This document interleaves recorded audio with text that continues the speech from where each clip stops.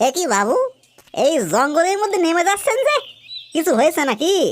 আর কি করব ভায়া, শাশুড়ি মা যদি বনবাসী হন তার সাথে আর কোথায় দেখা করব বলো? আহ, চুপ করো না, তোমারও সবেতেই বাড়াবাড়ি। বলেন কি, এই জঙ্গলে আবার কেউ থাকে নাকি? উফ, তোরা তো জেনে কাজ কি। এবার যা তো বাবু, আর তুমি তাড়াতাড়ি পা চালাও।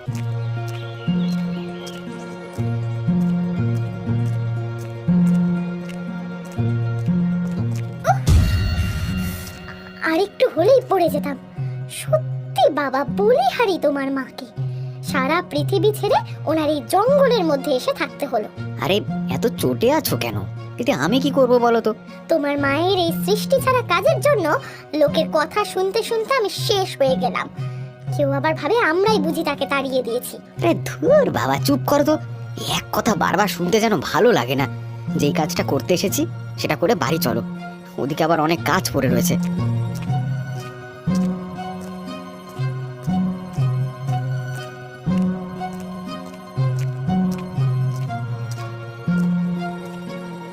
মা, ও মা, মা বলি বাড়ি নেই নাকি? ও মা, নন্দ এলি নাকি?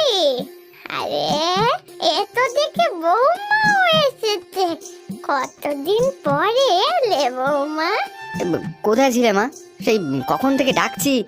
ঘরেই তো ছিলাম বাচ্চা, বয়স হয়েছে তো কানে একটু কম শুনি, তার উপর পুঁথিপত্র নিয়ে একটু ব্যস্ত ছিলাম। তোরা আয় আয়, ঘরে আয়, ঘরে আয়।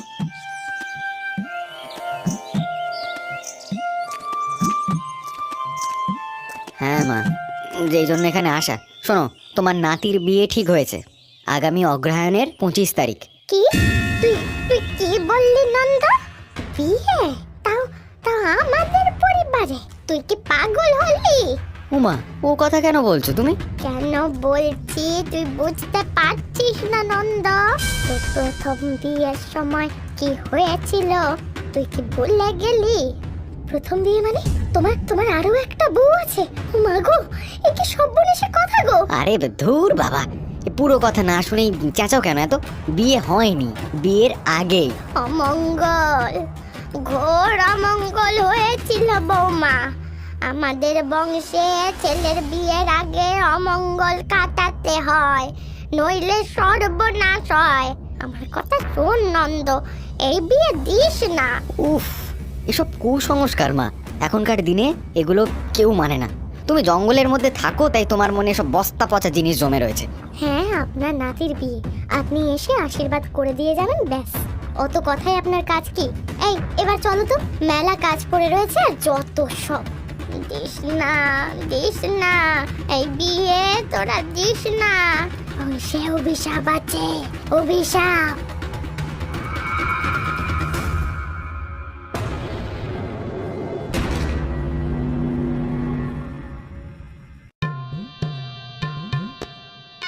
দেখতে দেখতে মোহনের বিয়ের দিন এসে উপস্থিত হলো। বরযাত্রী নিয়ে মোহন বিয়ে করতে রওনা দিল, কিন্তু কিছুটা পথ যেতেই তারা দেখলো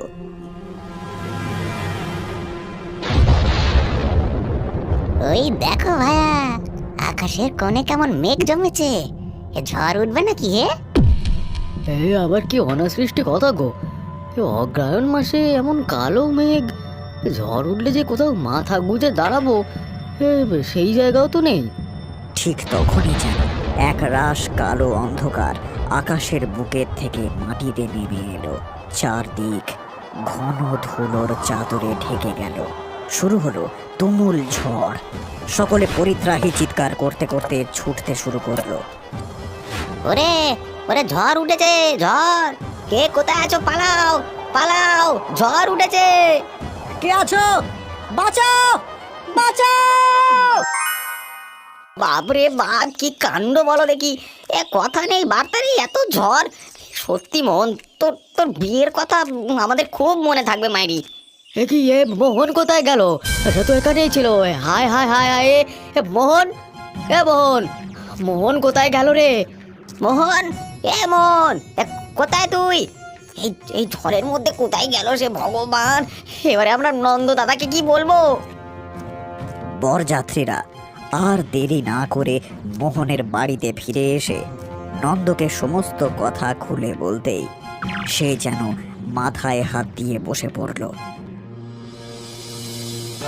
হে ভগবান, এ কি সর্বনাশ হলো! ওগো, ওদের মধ্যে কেউ কেউ বলেছে কি খোকাকে নাকি বাঘে নিয়ে গেছে। কি কি কি বলছো কি রুনা? আমাদের গ্রামে বাঘ কোথা থেকে আসবে? তবে কি জলজান্ত ছেলেটা বাতাসে মিলিয়ে গেল নাকি পাতালে সেঁধিয়ে গেল? ওগো, আমি তোমাকে বলছি, নির্ঘাত তোমার মায়ের কাজ। উনি এই বিয়ে দিতে মানা করেছিলেন। মায়ের কাজ? কিন্তু মা এমনটা করবে কেন? হে ভগবান, এদিকে বিয়ের লগ্ন চলে আসছে। সঠিক সময় মোহন ওখানে না পৌঁছালে যে মেয়েটা লগ্নভ্রষ্টা হবে। আমি তোমাকে বলছি, একবার চলো, আমি ওই জঙ্গলের মধ্যে গিয়ে দেখি। আর দেরি করো না।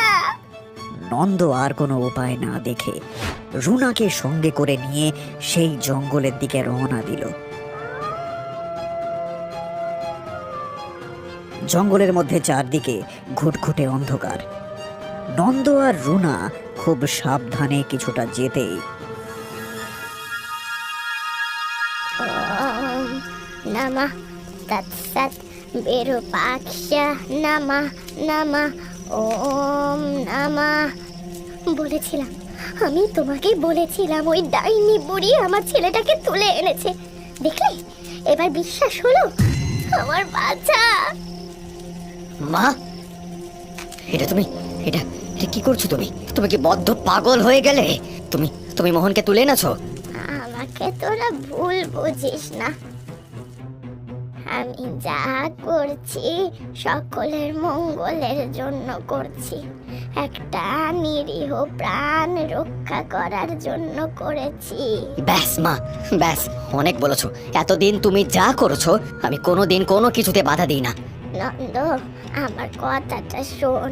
আমাকে এই যজ্ঞ সম্পূর্ণ করে নিতে দে, তাহলেই আমাদের বংশ এই অভিশাপ থেকে মুক্তি পেয়ে যাবে রে। ও চুপ করো মা, চুপ করো। তুমি এই জঙ্গলে থাকো, যা ইচ্ছে তাই করো, আমরা কিচ্ছু বলিনি। কিন্তু কিন্তু আজকে আমার ছেলেটার বিয়ের দিন, তুমি ওকে এইভাবে ছি মা, ছি। আমি তোমাকে আগেই বলেছিলাম, এই ডাইনি বুড়ির সাথে কোনো সম্পর্ক রেখো না। সেদিন ও আমার ছেলেটাকে বিয়ে দিতে মানা করেছিল। আমরা সেই কথা শুনিনি বলে বিয়ের দিনে ছেলেটাকে তুলে এনে কালা জাদু করছে। না বৌমা, বিশ্বাস করো, আমি কোনো খারাপ উদ্দেশ্যে দাদু ভাইকে নিয়ে আসিনি। তোমরা কেন বুঝতে চাইছো না যে আমাদের বংশের অভিশাপ মোচন করতে না পারলে সব কিছু ঠিক হবে না? অভিশাপ অভিশাপ অভিশাপ, নিকুচি করেছে অভিশাপের। আমি স্পষ্ট করে বলে দিচ্ছি মা, এরপরে যদি এরকম তুমি আর কিছু করো তাহলে কিন্তু খুব খারাপ হয়ে যাবে। বাবা, তুমি একটিবার শোনোই না ঠাকুমা কি বলতে চাইছে। উনি তো আমাদের খারাপ চাইবেন না। তুই চুপ কর খোকা। তোর বিয়ের লগ্ন বয়ে যাচ্ছে, ওদিকে একটা মেয়ে বিয়ের পিঁড়িতে বসে রয়েছে। তাড়াতাড়ি চল, যত সব উটকো ঝামেলা। যাস না নন্দ, এইভাবে যাস না। আজকে তোদের জেদের জন্য আবার একটা নিষ্পাপ প্রাণের বলি হবে। হে ঈশ্বর, আমি সব জেনেও কিছু করতে পারলাম না, কিচ্ছু না। ও বাবারে, আপনারা এসে পড়েছেন। কি যে চিন্তায় পড়ে গেছিলাম। আপনাদের এত দেরি হলো যে? ও কিছু না দাদা, আসলে ছেলের শরীরটা একটু খারাপ করেছিল। আপনি আর দেরি করবেন না, লগ্ন যে বয়ে গেল। হ্যাঁ হ্যাঁ, এসো বাবা এসো, মণ্ডপে চলো। এই, কে কোথায় আছিস? মেয়েকে নিয়ে আয়।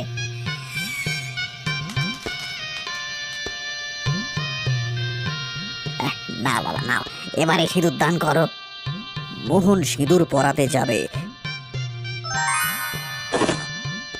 হঠাৎই পাত্রী মাটিতে লুটিয়ে পড়ল। মুহূর্তের জন্য সকলে স্তম্ভিত হয়ে গেলেও মোহন বলল, হে ভগবান, এ কি হলো? কেউ জল নিয়ে এসো। চোখ খোলো বউ, চোখ খোলো। এ কি কাণ্ড! পাত্রী যে আর বেঁচে নেই। বেঁচে নেই? মারে, এ কি হলো মা? চোখ খোল, মারে চোখ খোল। হায় হায় হায় হায় হায়, এ কি সর্বনাশ হলো আমার! কেউ ডাক্তার ডাকো। রোগ ছিল, নইলে এমন হয় নাকি? বিয়েটাকে ছেলেটা আমার বেঁচে গেছে বাবা। দেখলে বাবা, তুমি দেখলে? ঠাকুমা বারবার বারণ করেছিল কিন্তু তুমি শুনলে না, এবার কি হবে?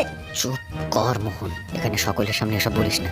আমাদের একবার মায়ের কাছে যেতে হবে, হয়তো সে এই বিষয়ে কিছু বলতে পারবে।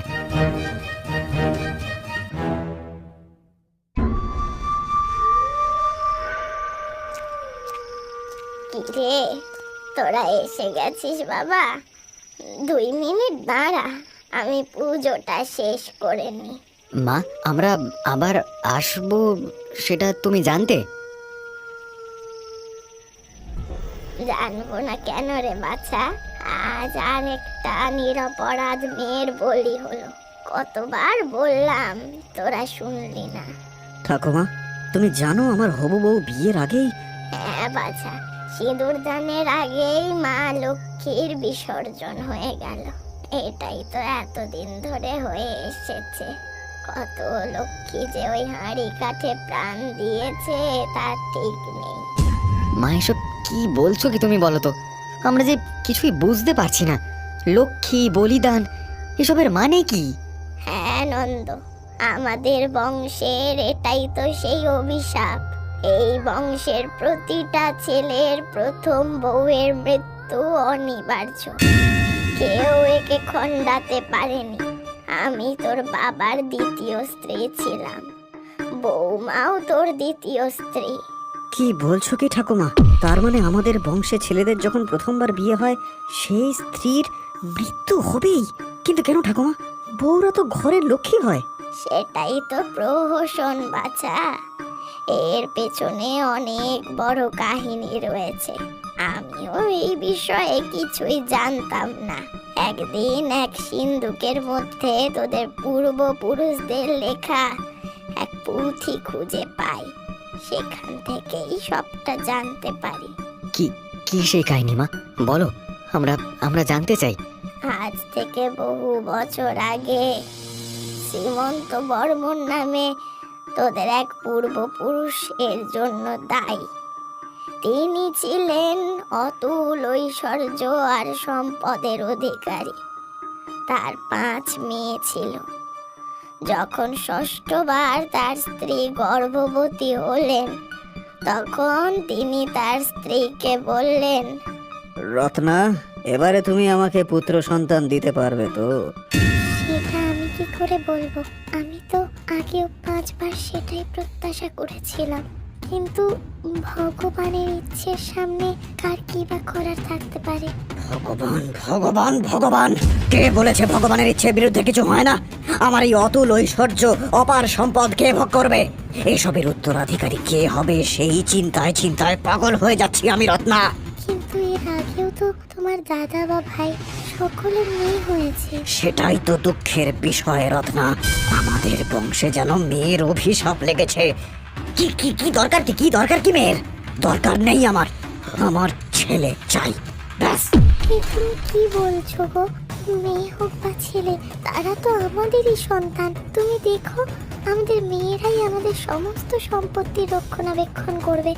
তুমি মিছেই ভাবছো। বোকার মতন কথা বলো না রত্না, বোকার মতন কথা বলো না। মেয়েরা বিয়ের পরে শ্বশুর বাড়ি চলে যাবে, কিন্তু ছেলে হলে তারাই হবে আমার বংশধর। না, এইবারে আমাকে কিছু একটা করতে হবে। সে কি? তুমি কি করবে গো? সেটাই যেটা আমার অনেক আগে করলে ভালো হতো, তাহলে 5-5টা মেয়ে আমার ঘাড়ে এসে বসতো না। কাল পিশাচের আরাধনা করব আমি, কাল পিশাচ। এই বলে শ্রীমন্ত ক্ষিপ্রপদে ঘরের থেকে বাইরে বেরিয়ে গেল, আর পুরনো পুঁথি খুলে নিয়ম অনুসারে কালো কয়লা দিয়ে এক ভয়ঙ্কর দর্শন দৈত্যের মূর্তি তৈরি করে সেটার আরাধনা করতে বসলো। তখন রাত 2টো। শ্রীমন্ত উচ্চস্বরে মন্ত্রোচ্চারণ করছিল। হঠাৎই এক শন শন শব্দ শোনা গেল। রোম হ্রোম নমঃ কাল পিশাচ নমঃ স্তুতে, রোম রোম।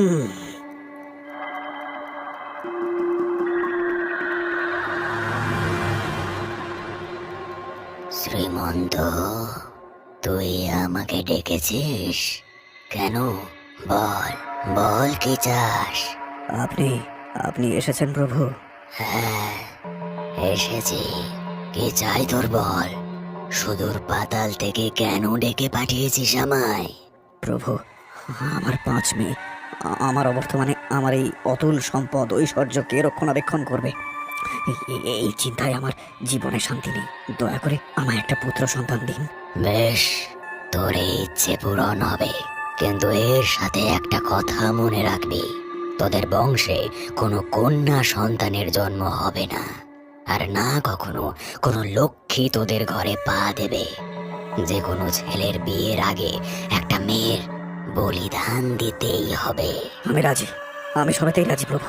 আমার শুধু পুত্র সন্তান চাই, আমার আর কিচ্ছু চাই না। বেশ, তোর ইচ্ছে পূরণ হোক।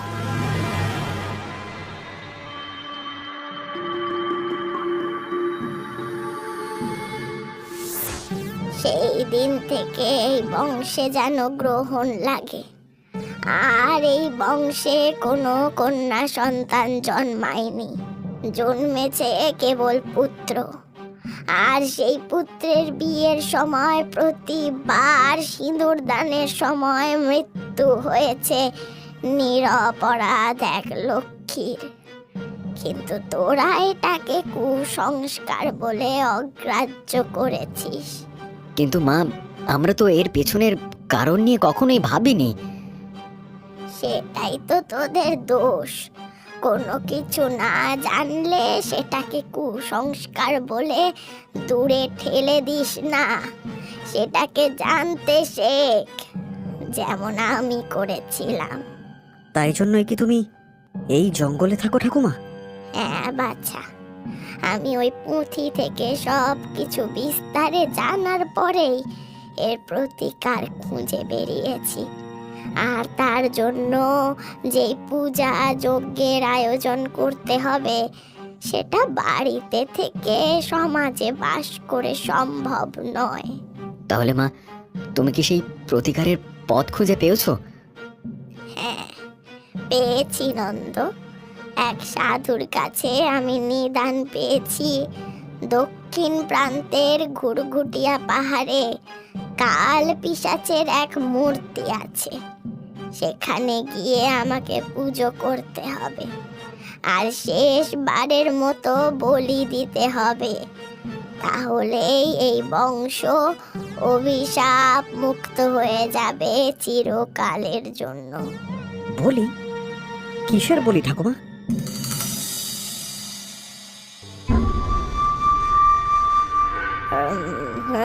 নমঃ কাল পিশাচ নমঃ স্তুতে।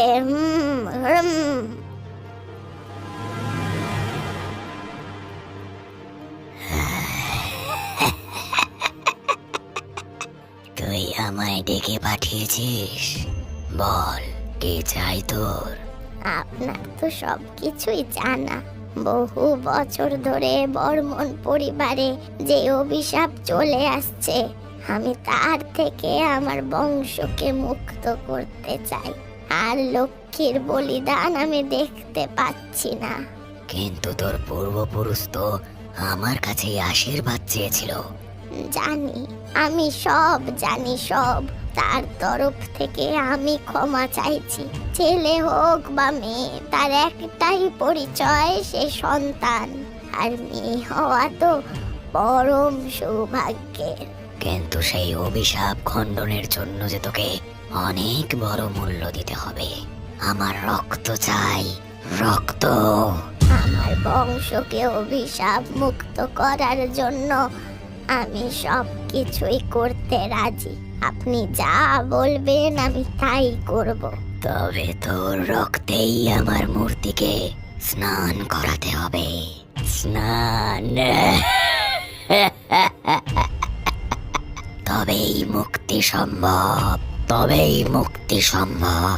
মুক্তি।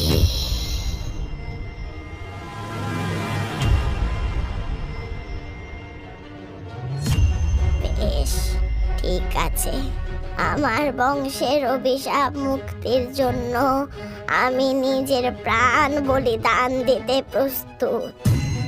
এই বলেই বৃদ্ধা তার কাছে রাখা ছুরিটা বের করে নিজের হাতের উপরে রাখলো।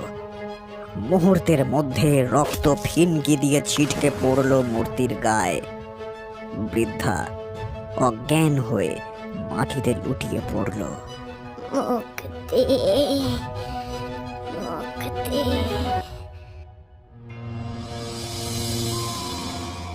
হে ভগবান, সব যেন ভালোই ভালোই হয়ে যায়।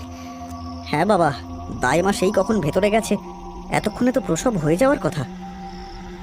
এত চিন্তা করিস না বাবা,